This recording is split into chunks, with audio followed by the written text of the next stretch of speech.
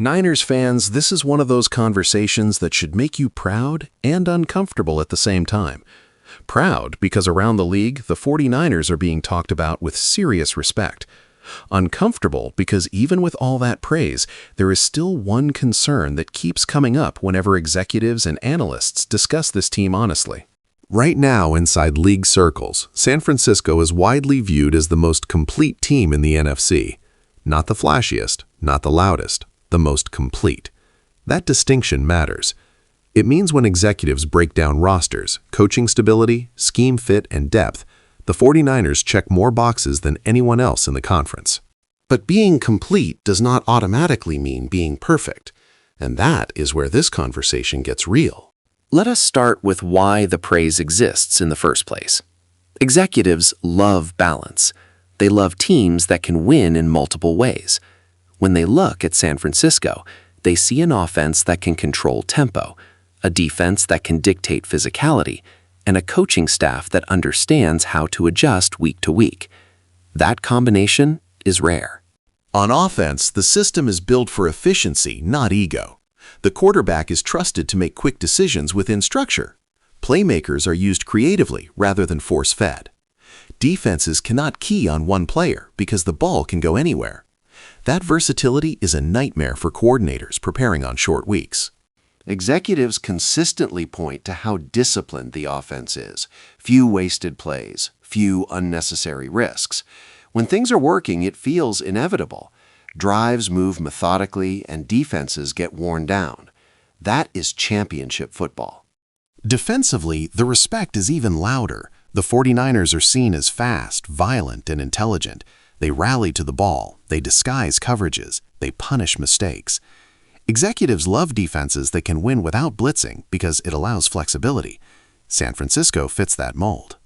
Add in special teams stability, roster depth, and coaching continuity, and it becomes clear why league insiders speak so highly of this team. They are not built around a single superstar. They are built around structure and accountability. So where is the concern? The concern is not talent. It is not scheme. It is not effort. It is consistency under sustained pressure.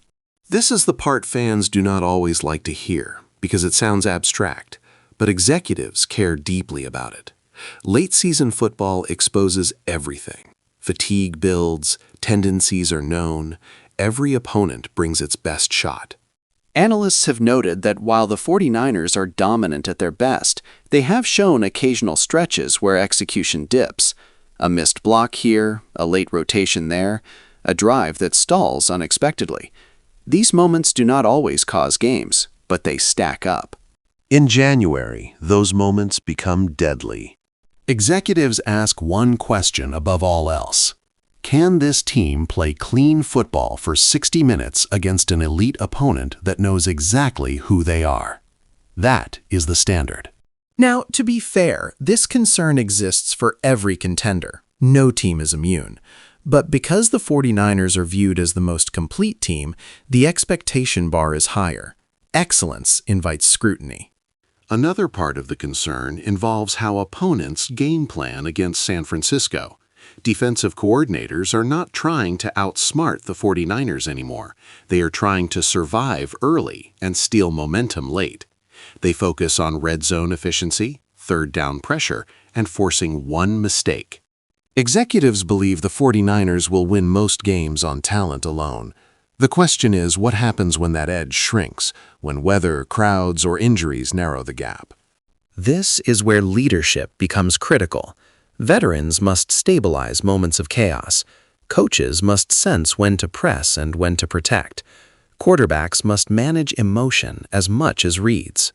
Brock Purdy is a central part of this discussion, not because of doubt, but because of responsibility. Executives view him as efficient, poised, and intelligent. But late-season football tests quarterbacks differently.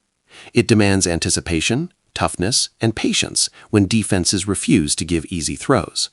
Analysts want to see Purdy remain calm when games slow down and become physical, not forcing hero plays, not retreating into caution, finding the balance. Kyle Shanahan also sits at the center of league conversations. Executives respect his system immensely.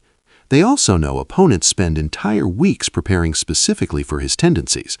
The challenge is staying unpredictable without abandoning identity.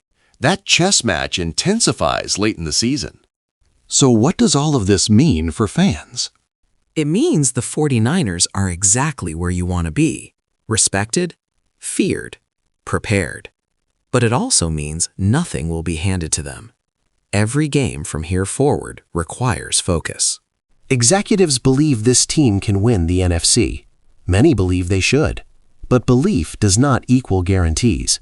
The margin between winning and disappointment is thin. This is why the coming stretch matters so much. Not because of standings, because of habits. How the team responds to adversity now will determine what happens later. If the 49ers tighten execution, eliminate small mistakes, and lean into their identity under pressure, they will justify the league-wide praise. If they allow lapses to linger, the conversation changes quickly. That is the reality of being viewed as the most complete team.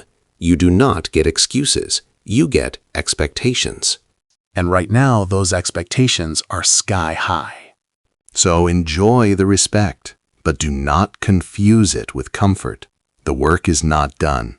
The test is coming, and the league will be watching closely.